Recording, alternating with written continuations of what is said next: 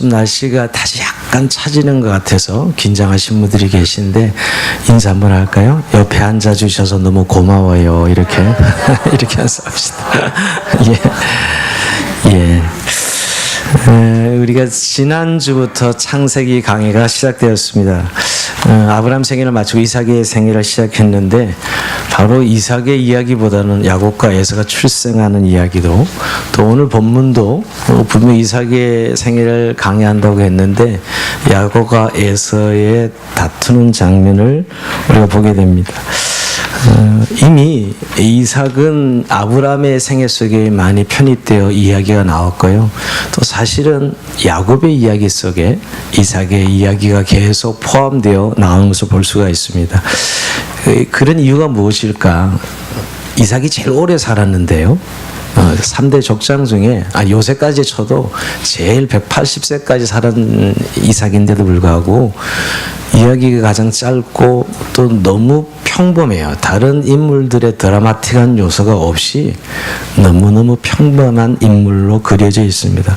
그것은 그의 족장으로서 2세대 역할이죠. 1세대 아브라함이 받은 언약을 2세대 이삭이 3세대 야곱으로 이어지는 고리 역할을 하는 그런 이미지 때문입니다. 어떻게 보면 하나님의 자녀됨이 무엇인지를 보여주는 삶이기에 이런 드라마틱 요소보다는 고리 역할을 해주는 모습으로 이삭은 그려져 있습니다. 우리가 지난 시간을 조금 연상해 보면 이삭과 리브가가 40세에 결혼했는데 이삭이 20년 동안 아이가 없어서 눈물로 하나 앞에 기도하는 장면을 보았습니다. 그러다가 20년 만에 60세에 아들을 얻습니다. 근데 그 아들은 쌍둥이였어요. 첫째는 에서였고 둘째는 야곱이었습니다. 근데 그 아들의 출생이 좀 범상치 않습니다. 물론 쌍둥이라는 부분도 있지만 그 낳고 보니까 에서는 아기인데 털이 많고 어떻게 보면 짐승 같은 모습으로, 그래서 이름이 에서예요. 사실 털이 많고 붉다 그래서. 그리고 동생 야곱은 매끈매끈하고 또 전혀 형의 모습과는 다른, 근데 발꿈치를 잡고 태어나서 그 이름을 야곱이라고 이름을 짓습니다. 사실 어떻게 보면 우리가 생각했던 그런 하나님의 축복의 아들들의 모습이 아니지요. 그런데 더 좀 놀라운 것은 이미 태어나기도 전에 태중에서부터 하나님께서 리브가에게 말씀하시기를 큰 자가 어린 자를 섬기리라 이렇게 예언하십니다. 참 사실은 이해할 수 없는 내용이죠. 태어나기도 전에 이미 야곱과 에서의 인생을 결정짓고 큰 자가 어린 자를 섬기는, 즉 장자권이 야곱에게 있다는 사실을 말씀해 주십니다. 이것을 지난주 우리는 예정론이라고 그랬고요. 선택과 유기교리를 배웠습니다. 우리 이성으로 이해하는 그런 교리는 아니죠. 그러나 너무나 분명한 것입니다. 사실 이것 때문에 인본주의자들은 굉장히 이 사실에 항의하고 믿지 않고 있고요. 그러나 여러분 잘 생각해 본 창세기부터 끝까지 성경은 구원의 은혜가 전적인 하나님의 은혜인 것을 말씀해 주는 장면이거든요. 하나님이 인간에게 베푸신 구원은 전적인 하나님의 은총임을 말해줘요. 사람이 노력하거나 열정으로 획득하는 것이 아니라, 그래서 사실 벌써 이 사건부터 그 하나님의 그 말씀이 드러나고 있는 장면이지요. 그러니까 어떻게 보면 이미 이들이 태어나기도 전에 장자권은 야곱으로 결정되어 있었단 말입니다. 그리고 하나님이 이 사실을 이삭과 리브가에게 알려주셨어요. 근데 여러분 참 이상한 것은 이렇게 하나님이 말씀으로 이야기해 주셨지만 이들은 믿지 않습니다. 특별히 이삭은 정말 처음부터 끝까지 믿지 않아요. 근데 저는 충분히 이해가 됩니다. 왜냐하면 그 당시 사회 관습으로 보면 당연히 형이 장자권을 이어가는 것은 자연의 순리요, 너무나 당연한 것이에요. 형으로 태어나서 형이 장자권을 가지는 것은 그 당시에 순리죠. 사실 그래서 분명히 리브가를 통해서 큰 자가 어린 자를 섬기리라, 즉 야곱이 장자권을 가질 것을 분명히 알았지만 그 시대 간섭대로 이삭은 자기 형이었던 아들 에서가 장자권을 이어갈 것이라 생각하고 일관되게 이 에서를 축복합니다. 에서를 장자로 축복해. 이삭은 변함이 없어요. 처음부터 끝까지 에서가 장자라고 생각하고 축복하려고 하죠. 물론 속지만은 여러분. 근데 리브가는 어떤가? 리브가는 분명히 야곱이 장자권을 이어간다는 사실은 알고는 있었지만 그것을 그렇게 신앙적으로 제대로 이해한 것 같진 않아요. 왜냐하면 그 야곱에게 장자권을 주게 하려고 얼마나 사기치고 거짓말을 하고 옳지 못한 방법을 행하는 걸 보면 믿지 못한 거였죠. 어떻게 보면 그야말로 야곱을 인간적으로 좋아해서 장자권을 야곱에게 넘어갔으면 좋겠다는 생각을 한 것이지, 진짜 하나님 말씀을 들었다면 인내하고 기다렸어야지 그렇게 사기치고 거짓말해서 야곱에게 장자권을 넘겨줘야 되겠다는 그런 행위는 하지 않았겠죠. 우선 이들의 이제 야곱과 에서의 성장 과정을 보면 이 사실이 너무 뚜렷해요. 사실 이들의 성장 과정이 오늘 짧게 나와 있는데요. 이삭의 아들 에서 야곱은 어렸을 때부터 외모만 다른 것이 아니라 삶의 방식, 가치관 자체가 너무 달랐습니다. 물론 외모도 너무 달라져. 한 사람은 짐승 같은 털이 있는 아이로, 매끈매끈한 아이로, 쌍둥이는 그렇게 태어났고요. 그리고 태어나서 그들의 성향을 보면 에서는 아주 남성적인 성격을 가지고 있습니다. 그리고 대단히 현실지향적 사람이에요. 거기에 비해 야곱은 굉장히 여성적이고 미래지향적인 그런 인물입니다. 그리고 자라면서 완전히 서로 다른 방식으로 살아가죠. 27절에 보면 우리가 읽은 대로 여러분, 그 아이들이 장성함에 에서는 익숙한 사냥꾼이었으므로 들사람이 되고 야곱은 조용한 사람이었으므로 장막에 거주하니 그래서 27절에 보면. 근데 여러분 여기서 이제 두 사람의 성장 과정을 보면 에서는 그 사냥꾼으로 성장하면, 고대 사회는 여러분 힘이 지배하는 사회였기 때문에 가장 인기 있는 직업이 뭐냐? 사냥꾼이죠. 사냥꾼. 힘이 있고 남성적인 사람이 인기 있는 사람입니다. 그래서 그는 우선 사냥꾼이 힘이 있고 행동이 빠르고 결단성이 있는, 아마 영웅 취급 받았을 거예요. 아니면 이 고대 사회는 사냥을 하는 것은 경제와 직결되어 있고 특히 그 당시 전쟁이 많았기 때문에 사냥을 한다는 전쟁에 능한 사람이거든요. 이러면서 그 당시에 에서가 당연히 야곱과 비교가 안 될 정도로 형으로서의 위치를 가지고 있었을 것이고요. 그것이 사실 이삭에겐 당연히 장자권은 에서가 받아야 된다고 생각했던 것이죠. 그 반면 야곱은 조용한 사람이었고요. 언제나 집에 있는 사람입니다. 그래서 집안일을 잘했고 양들을 돌보는 목동이었어요. 그러나 당시 사회에 남자가 집안일을 하는 것은 잘하는 것은 별로 인정해 주지 않습니다. 요즘은 아주 인정을 많이 받습니다. 빨래 잘하고 설거지 잘하는 남자들은 인기가 좋다고 합니다. 젊은이들 중에. 근데 이 당시는 전혀 그렇지 않습니다. 오히려 여자가 할 수 있는 일 한다고 무시당한 그런 삶이었죠. 근데 이런 에서와 야곱이 서로 다른 성향을 가지고 성장하는 것을 잘 보듬어야 될 이 이삭과 리브가, 이 부모는 오히려 자신의 성향에 따라 이 아이들을 서로 편애해요. 즉 뭐냐면 오늘 본문에 나온 대로 이삭은 에서를 좋아했고요. 리브가는 야곱을 좋아합니다. 28절에 그게 분명히 나와 있어요. 이삭은 에서가 사냥한 고기를 좋아하므로 그를 사랑하고 리브가는 야곱을 사랑하였더라. 이렇게 성경 기록하고 있어요. 이런 부모가 물론 자녀를 다 사랑하죠. 그런데 어떤 아이를 더 사랑하는 이런 편애가 있다는 거예요. 이삭은 사냥한 고기를 좋아했기 때문에 에서를 더 좋아했고요. 리브가는 야곱이 늘 집안에 있어서 집안일을 도와주기 때문에 더 좋아했습니다.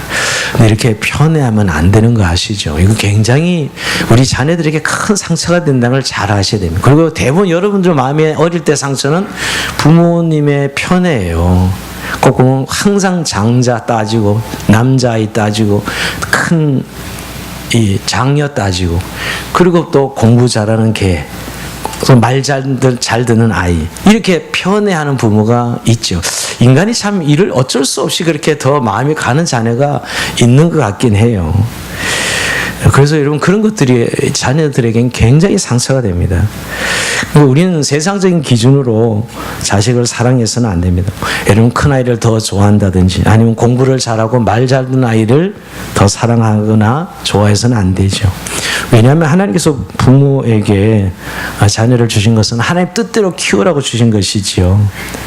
대부분 부모님의 사랑을 통해서 자녀들은 하나님을 발견하고 하나님의 계획을 발견하기 때문에 편애하면 그 하나님의 사랑이 왜곡되어져요. 우리가 늘 부모로서 이 사실을 늘 점검해 봐야 됩니다. 근데 여러분 오늘 이 내용을 보면 정말 어릴 때 이미 뱃속에서부터 큰 자가 어린 자를 섬기리라 이 사실을 알았다면 이것을 그 아이들이 성장하는 동안 이해시켜야 됐거든요. 이거 참 이해할 수 없는 내용이지만 이게 하나님께서 그런데 네가 형이고 네가 동생이지만 하나님은 동생에게 장자권을 주기를 원하신다는 것을 설득했어야 되는 거예요. 이해시켜야 됐던 것이죠.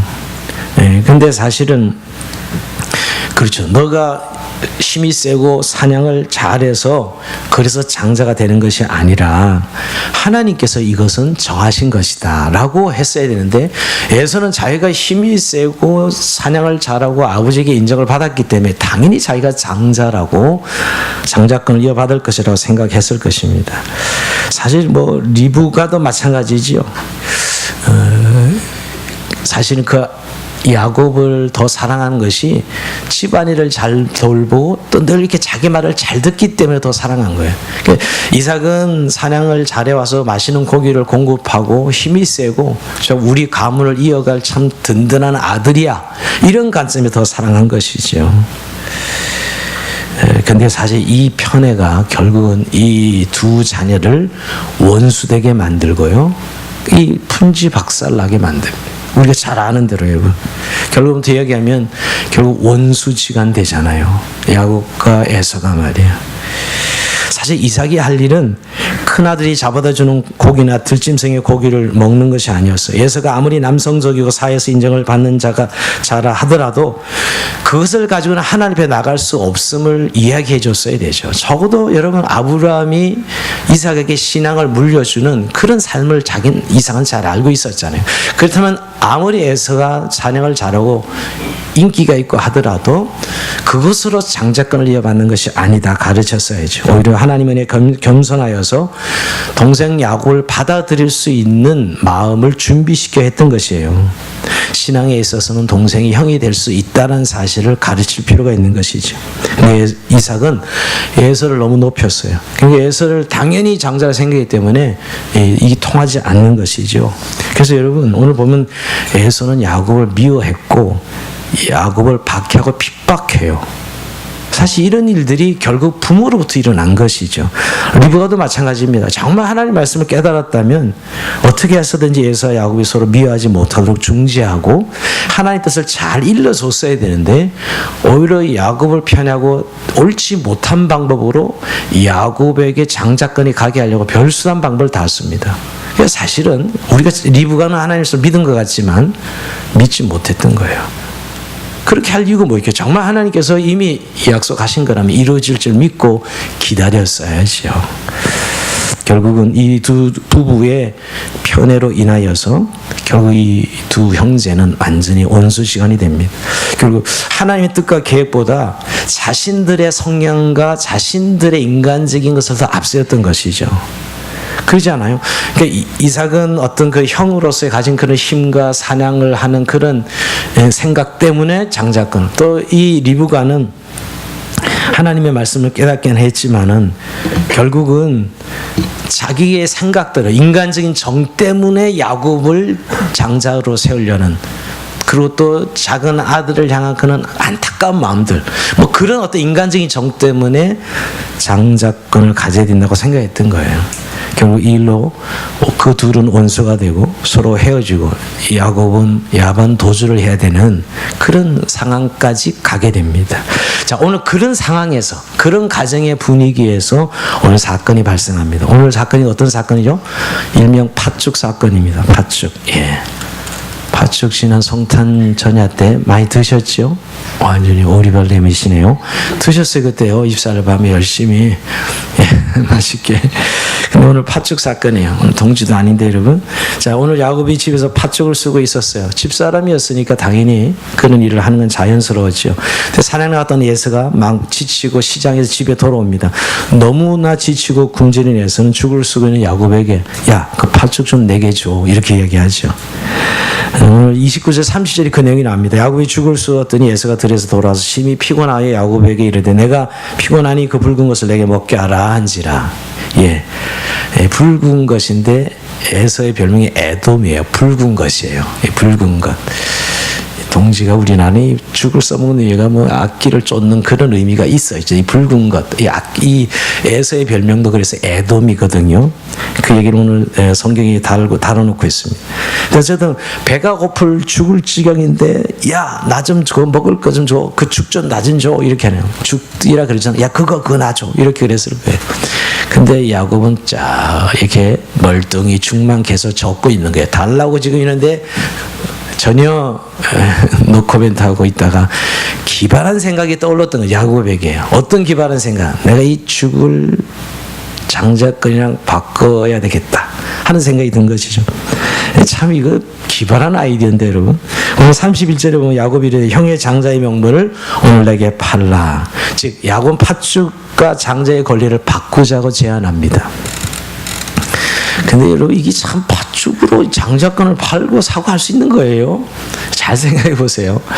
이제 오늘 근데 이 야곱이 팥죽으로 장자권을 팔으라고 이야기해요. 근데 오늘 우선 결론부터 보면 에서가 얼마나 쉽게 장자권을 넘겨준지 모릅니다. 여러분 만약에 내가 에서가 됐으면 이 쓸데없는 소리 이 멍청한 놈 무슨 장자권을 팥죽으로 팔라 그래. 좁혔을 것 같아. 저 같으면 그러지 않겠어요? 말도 안 되는 소리잖아요. 그런데 그렇게 하지 않아요. 야, 그 너 장자권 너 가져. 너 가지고 야 팥죽은 나 줘라. 이렇게 대응합니다. 그러니까 이 반응에 대해서 오늘 야곱은 캐제를 부르면서 맹세해. 그럼 맹세하면 내가 줄게. 여러분 33절에 보면 야곱이 이르되 오늘 내게 맹세하라. 에서가 맹세하고 장자의 명분을 야곱에게 판지라 그럽니다. 맹세까지 하고 팥죽 한 그릇에 장자권을 야곱에게 팔아 넘깁니다. 도대체 장자권이 뭐길래 여러분 우선 장자권을 좀 우리가 지난주에 이야기했기 때문에 오늘 다시 한번 좀 정리해 봐야 돼요.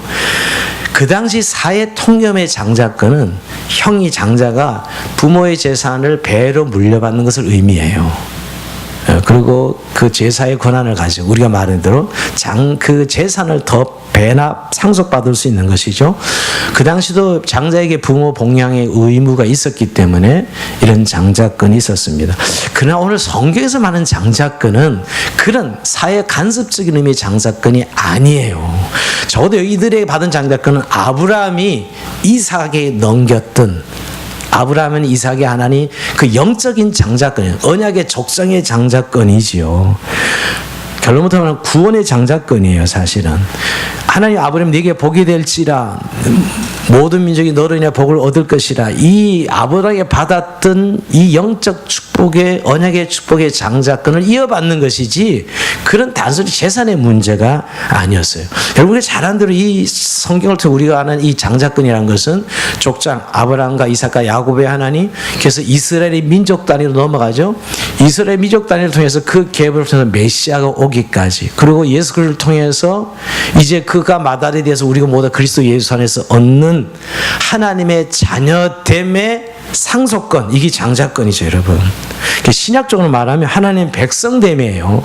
하나님의 자녀됨이죠. 그래서 하나님의 자녀가 돼 그의 상속권을 가지는 하나님의 기업이 우리의 모두 자신의 것이 되는 하나님의 자녀됨의 상속권이죠. 이것을 신약 성경에서 한 구절을 찾는다면 저는 로마서 8장 29절에서 30절을 말씀드리고 싶어요. 하나님이 미리 아신 자들로 또는 그 아들의 형상을 본받게 하게 하여 미리 정하셨으니 이는 그로 많은 형제 중에서 맏아들이 되게 하려 하심이니라. 또 미리 정하신 그들 또한 부르시고 부르신 그들을 또한 의롭다 하시고 의롭다 하신 그들을 또한 영화롭게 하셨느니라. 이 맏아들이신 예수 그리스도 안에 있는 모든 것을 상속받는, 즉 그리스도와 동일한 자리에 이르는 하나님의 상속자가 되는 하나님의 자녀됨의 장자권이죠. 신약으로 표현한다면 말이에요, 여러분. 그럼 이거는 우리가 하나님의 자녀가 되는 축복이고, 그래서 하나님을 예배하고 죄 용서함을 받고 그의 돌보심과 인도하심을 받는 하나님의 은혜를 누리는 축복이 이 바로 장자권이잖아요. 근데 이런 장자권을 팥죽 한 그릇에 사고 팔 수 있다고 생각하는 이 야곱이나 에서나 참 어처구니 없는 일이긴 해요. 근데 오늘 성경이 왜 이 사건을 기록하고 있을까요? 팥죽 한 그릇에 뭐 주고 사고 팔 수 있는 것이 아닌데도 불구하고 결국 이 사건이 이들이 가지고 있는 신앙, 그들의 믿음을 보여주길 원하는 것이죠. 이렇게 쉽게 에서가 장자권을 동생에 팔아넘기는 것은 평상시에 그가 얼마나 이 장자권에 대한 관심이 없었음을 보여주는 것입니다. 육신의 배를 채우기 위해서 하나님의 은혜에 장자권을 팔아버리는 이 에서의 모습은 하나님의 축복을 얼마나 가볍게 여겼나를 보여주는 것이죠. 여러분 32절 보니까 에서가 이래, 내가 죽게 되었으니 이 장자의 명분이 내게 무엇이 유익하리요? 뭐 이 장자가 뭐 그렇게 대단한 거야? 이런 것이죠. 그러니까 에서에게는 장자의 명분이 중요하지 않았어요. 그래서 성경 그 사건에 대해서 오늘 마지막 34절 이렇게 이야기합니다. 이걸 한번 같이 읽어봅니다. 시작. 야곱이 떡과 팥죽을 에서에게 주매 에서가 먹으며 마시고 일어나 갔으니 에서가 장자의 명분을 가볍게 여김이었더라. 아멘. 이거죠. 가볍게 여겼다고 이야기합니다. 자, 여기서 굉장히 성경은 이것을 강조하고 있어요. 에서는 사실 이렇게 판다고 없어지고 산다고 장자권을 가지는 게 아니지요, 여러분. 그렇잖아요. 뭐서 판다고 가지고 안 판다고 이게 아니었음에도 불구하고 이 사건을 통해서는 에서는 장자의 이 명분을 가볍게 여겼다. 이렇게 이야기합니다. 우리가 이제 이걸 기억해요. 뭐 이러나 저러나 이미 태중에서 장자는 야곱으로 선택됐으니까 뭐 그렇게 갈 건데 라고 생각하고 있죠, 여러분. 근데 여러분, 우리가 예정론을 오해하고 잘못 생각하는 것은 기계적 예정론을 생각하는 분들이 많아요. 그냥 가만히 있는데 인간은 로봇인데 하나님이 그냥 장자의 명분을 주고 야곱이 장자가 되는 거, 그런 거예요? 그렇지 않아요, 사실은 여러분. 결국 야곱이 자기 스스로 이 장자의 명분을 별로 중요하게 생각하지 않는 거예요.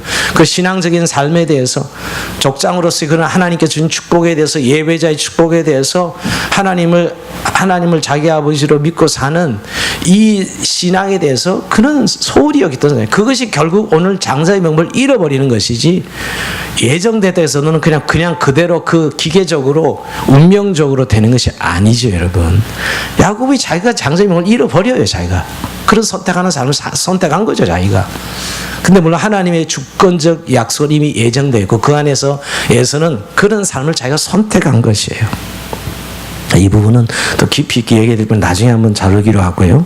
결국 에서는 자기 스스로 장자의 명분을 가볍게 해서 장자권을 잃어버립니다. 이렇게 하나님의 축복을 가볍게 여기고 발로 차는 사람에게 하나님 축복하실 수 없지요. 그는 여러분, 왜 그렇게 장자의 명분을 가볍게 여겼을까? 그는 지극히 현실적인 사람이었어요.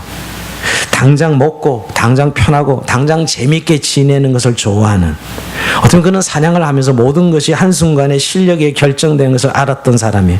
그 순간을 잘 포착해서 알을 잘 쏘면 되는 것이지 다른 것은 별로 필요하지 않다고 생각한 것입니다. 그래서 재수가 좋으면 사냥해서 짐승을 많이 잡는 것이고, 재수가 없으면 아무것도 잡지 못한다고 생각하는 그런 찰나주의자였고, 미래를 믿지 않았어요. 즉 하나님의 축복을 믿지 않았어요. 내가 노력해서 열심히 살면 되지, 이런 사람이었다 이 말이에요. 현실주의자였어요.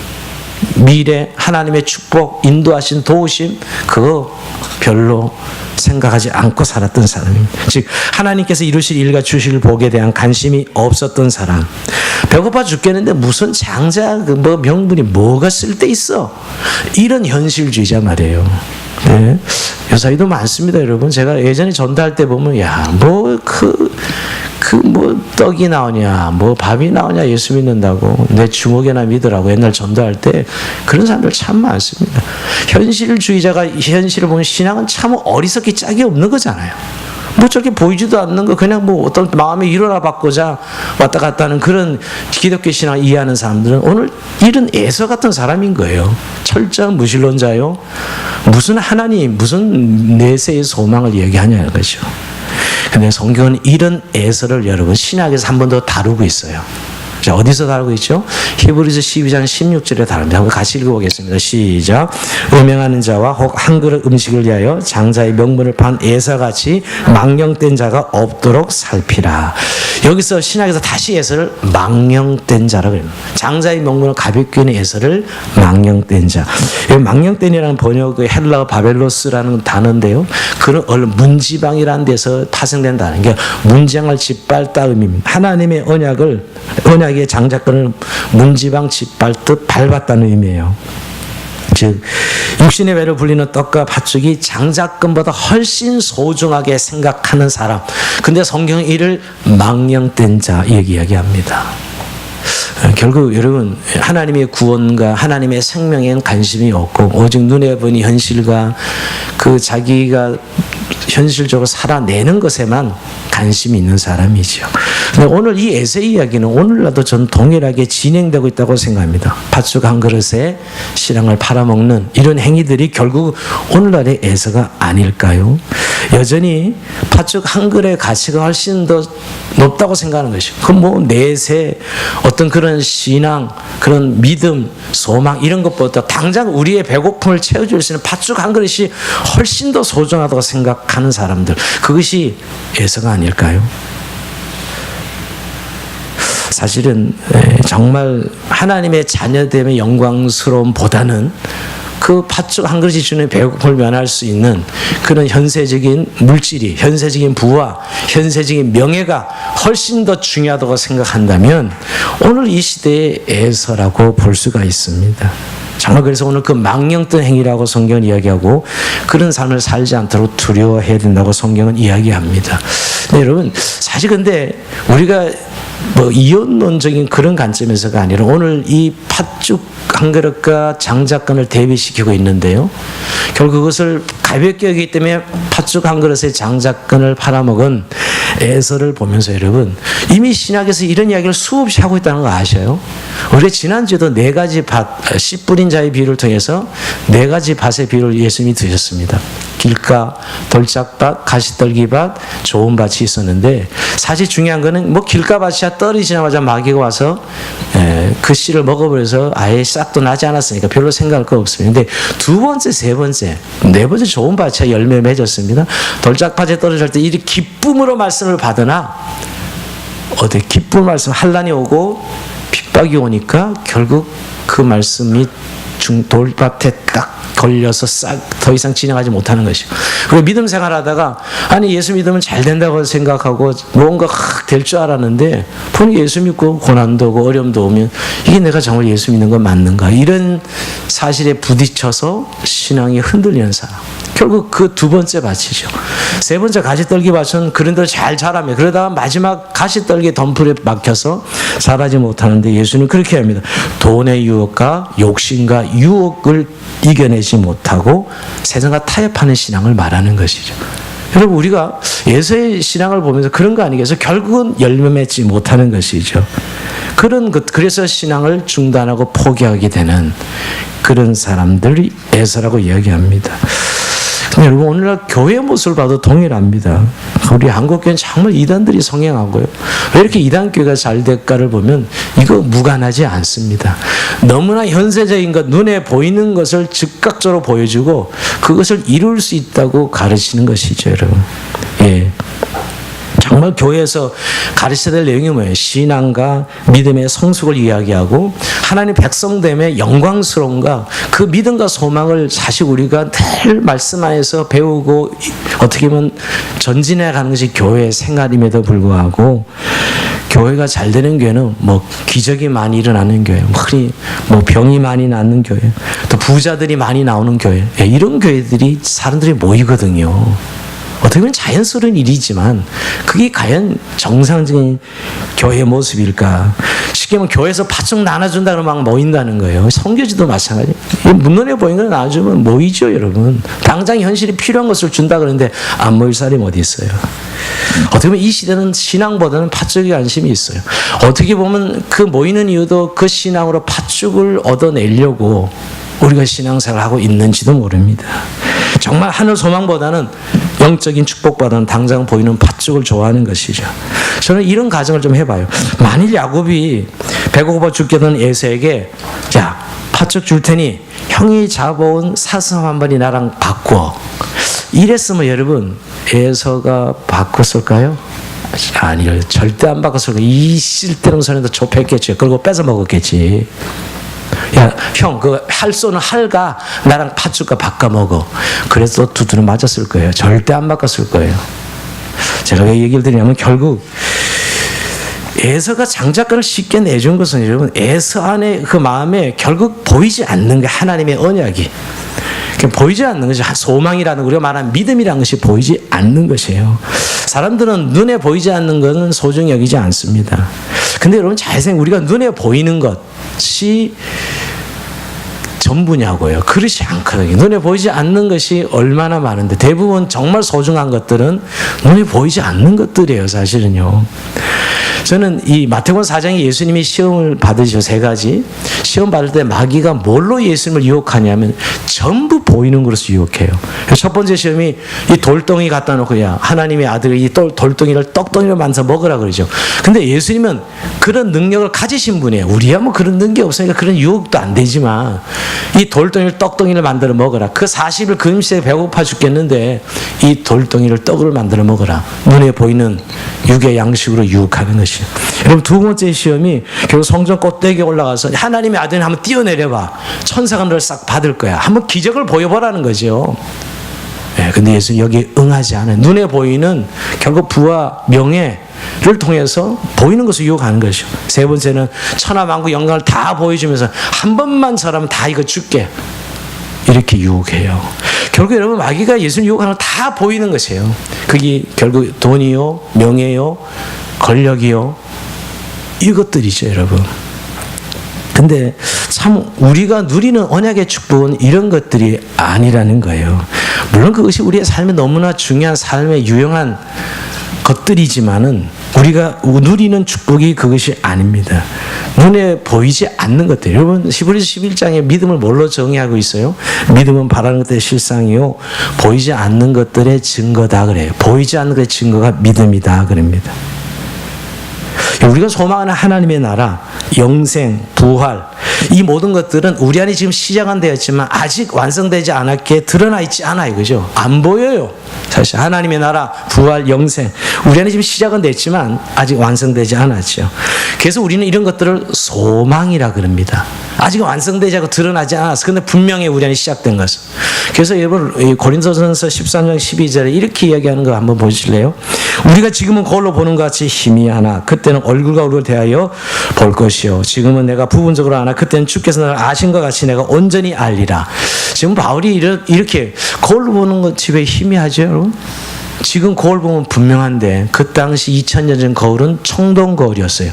청동 거울이 희미하게 보이는 거예요. 지금 우리 참 행복한 시대에 살고 있죠. 옛날 거울은 그러니까 우리 거울을 보지 희미하게 보이지만 우리가 그때 완성될 그날에 확실히 얼굴 보는 것 같이 너무나 분명할 것이다. 지금은 아직 구체적으로 확실하게 보이지 않아요. 사실은 우리는 그런 보이지 않는 하나님의 나라를 우리가 마지막 눈으로 목격하고 완성될 때까지 뭘로 채우면서 기대하고 있어요? 믿음과 소망으로 기대하며 채우고 있습니다. 그래서 여러분 우리의 삶의 능력이 결국 믿음과 소망이에요. 근데 그건 언젠가는 반드시 완성돼요. 그래서 여러분 믿음도 없어지고 소망도 없어진다는 말이 그날을 만나면 믿음과 소망 더 이상 필요 없어요. 그런데 영원한 것은 사랑이라 이렇게 말씀하고 있는 거예요. 여러분 결국 이 믿음과 소망은 전부 하나님의 말씀의 언약을 근거로 합니다.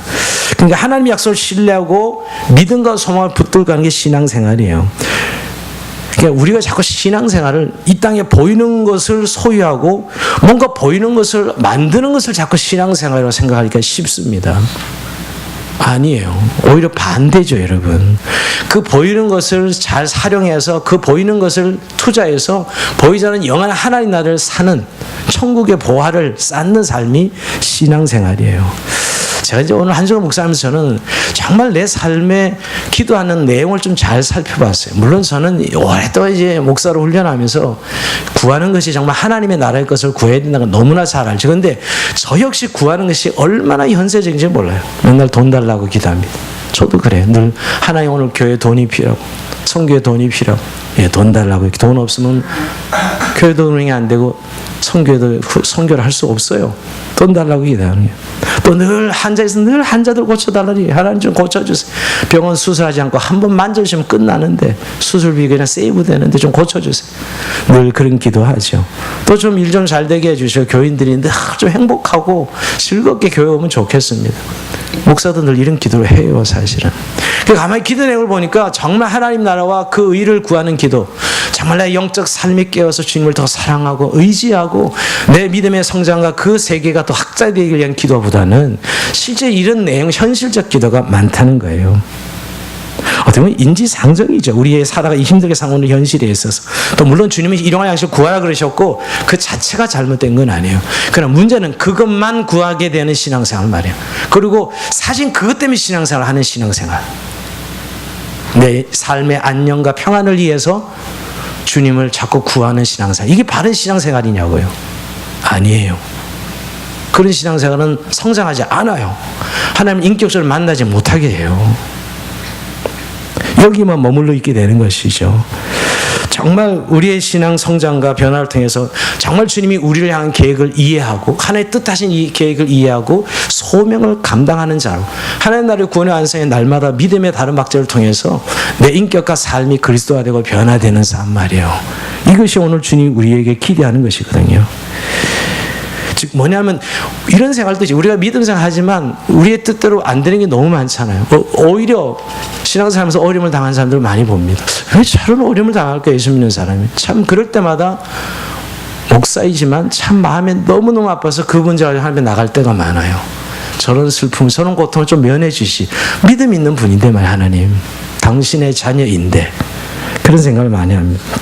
하나님은 이유가 있더라고요. 늘 그 길을, 그 문제를 가지고 나가면 내 자녀를 하나님이 자기 뜻대로 빚어가시고 만들어 가시겠다는 거예요. 하나님의 뜻 가운데.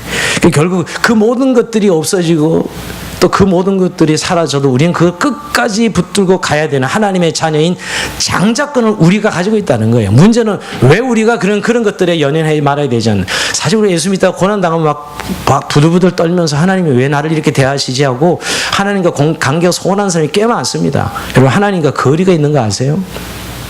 사실 신앙생활을 하지만 내 인생을 하나님이 왜 이렇게 어렵게 만들어 가시냐고. 사실 하나님과 관계가 이렇게 딱 떨어지는 사람은 많아요. 여러분, 어떤 사람과 관계도 정말 속마음을 열어놓으면 딱 밀착한 관계를 가지고 사람 관계도 그래요. 우리와 하나님 관계도 마찬가지예요. 이런 고난 때문에 부들부들 떨면서 시험 당한 사람들 얼마나 많아요. 얼굴만 보면 알아요. 마음의 상함들이 그냥 이렇게 만나서 대화 몇 마디 하면 다 쏟아져 나오면 마음의 상함들이 말이에요. 아픔들이 말이에요. 근데 그럼에도 불구하고 우리가 그 모든 걸 헤쳐나가고 이길 수 있는 이유는 우리에게 영적인 장자권이 있기 때문이거든요. 이것을 말해주는 것이 예수님의 이 밭의 비유인데요. 마태복음 13장 우리 44장 한번 읽어봅니다. 시작. 천국은 마치 밭에 감춘 보화 같으니 사람이 이를 발견을 숨겨두고 기뻐하며 돌아가서 자기의 소를 다 팔아 그 밭을 사느니라. 이게 하나님 백성의 삶이라는 거예요. 농부가 밭을 일다가 소작농이었는데 보니까 엄청난 보화를 발견합니다. 싹 덮어놓고 자기는 모든 재산 다 팔아서 그 밭을 삽니다. 다 미친 농부라 그러겠죠. 근데 미친 농부가 아니었어요. 그 밭 밑에는 엄청난 보화가 있었던 것이 바로 이게 우리가 가진 장자권이거든요. 하나님의 자녀됨의 영광스러운 장자를 가져있기에 내 소유가 다 사라진다 하더라도 바꿀 수 없는 것이에요. 바꿀 수 없는 것이요. 이게 오늘 에서가 장자권이냐 팥죽이냐를 선명하게 대조시켜 보여주는 이유예요. 우리가 어떠한 시험과 고난이 온다 하더라도 우리가 누리는 이 영적인 장자권은 포기될 수 없어. 우리가 발견한 이 보아 예수 그리스도 안에 있는 영생과 생명 말이에요. 이걸 포기할 수 없는 것이죠. 오늘 말씀을 마칩니다. 여러분, 정말 오늘 우리에겐 팥죽을 구하는 신앙이냐 장자권을 구하는 신앙이냐는 거예요. 세상 사람들은 늘 팥죽을 구하고 살아가고 있습니다. 그리고 예수 믿는 이유도 팥죽을 구하기 위해서 예수를 열심히 믿는 사람들이 많습니다. 그러나 여러분, 우리 처음에 어릴 때는 그렇게 예수를 믿지만 결국 이제 그리스도 예수 안에 들어와 보면 정말 내게 영생과 생명을 주신 하나님의 자녀됨의 이 상속자로서의 영광스러움을 알고 우리가 장자권을 향해 달려가는 삶이죠. 그래서 성경은 좁은 문으로 들어가라 그래요. 멸망으로 인도하는 문은 크고 그 길이 넓고 그리로 돌아간 자가 많고 생명을 인도하는 문은 좁고 길이 협착하여 찾는 이가 적다 그랬습니다. 우리가 비록 이 땅에 살지만 하나님의 백성으로 그런 영적인 장자권을 가지고 있는 자들입니다. 우리는 이 세상의 것으로 우리가 채워가는 삶이 아니라 하나님의 나라로 채우고 살아가는 자들이죠. 물론 이 세상 살아가면 세상 것이 필요해요. 너무나 중요해요. 그런 현실적인 것들이. 그러나 우리의 목적은 아닙니다. 우리의 삶은 하나님의 계획을 이루어가는 하나님 나라의 완성이죠. 하나님 백성 살아간다는 게 추상적이지 않아요. 하나님은 자기의 백성을 다듬고 믿음과 사랑이 실제가 되고 완성시켜가고 있어요. 영광스럽게. 그래서 인격과 삶이 그리스도로 살아가도록 말이에요. 이게 우리 매일 삶 속에서 하나님 우리를 통해 이루시고 우리와 함께 동역하시는 이유거든요. 그래서 우리 가운데 분명히 소명이라는 것이 너무 구체화되는 것이에요. 오늘날 교회가 지금 무너지는 모습을 여기저기서 봅니다. 교회가 팥죽을 구하고 있거든요. 교회가 정말 장자권을 구하고 있는 게 아니라 팥죽을 구하고 있어요. 그래서 교회가 세상과 뭐가 다르냐고, 세상 사람들이 교회를 세상과 뭐가 다르냐고 그럽니다. 너무나 다른데도 불구하고 여러분, 그런 의미에서 정말 우리의 믿음의 선조들은 참 어떻게 보면 너무너무 자기 믿음 때문에 초라한 인생을 살았지만 그들은 당당하게 믿음을 붙들고 팥죽이 아니라 내겐 영적인 장자권을 붙들고 살았습니다. 요사이 현대가 주는 이 유혹이 너무너무 무서울 정도로 무섭습니다. 저는 현실을 보면 뭐 여러 가지 세상에서 말하는 지금 이 행복이라는 그림들이 있잖아요. 자기관리, 편안한 노후 뭐 이렇게 행복을 이야기하는데 거기에 그리스도인들을 몰두하면요 영적인 장자권을 잃어버려요. 여러분 그게 자체가 나쁜 건 아니에요. 우리도 편안한 노후 좋지요. 또 그런 물질적 행복, 편리 이걸 우리가 무시할 수 없고 좋아요. 하나님 또 우리에게 주는 축복일 수도 있어요. 근데 문제는 거기에 따라가다 보면 주님이 안 계셔요. 이 영적인 장자권을 잃어버리고 거기에 함몰되어 있는 우리 자신들을 봐요. 이만큼 세상이 무섭다는 거예요. 마귀가 오늘 공정것에 잡은 마귀가 오늘 그리스도인들을 이렇게 미혹하고 있다는 걸 우리가 날마다 깨어서 우리에게 부여하신 영적인 장자권의 영광스러움, 우리가 하나님의 언약을 붙들고 믿음과 소망으로 살아가는 하나님의 백성이고 그 소명을 이루어가는 믿음의 삶을 다시 한번 확인해야 된다는 거예요. 그것을 날마다 우리 삶에 이루어가는 구체적인 믿음 생활을 하는 것이 오늘 우리 영적인 장자를 가진 자로서의 소명에서 기억하고 오늘 말씀을 통해 주신 은혜를 붙들고 승리하는 저희의 삶이 되길 주의 이름으로 축원드립니다. 자, 우리 찬송합시다.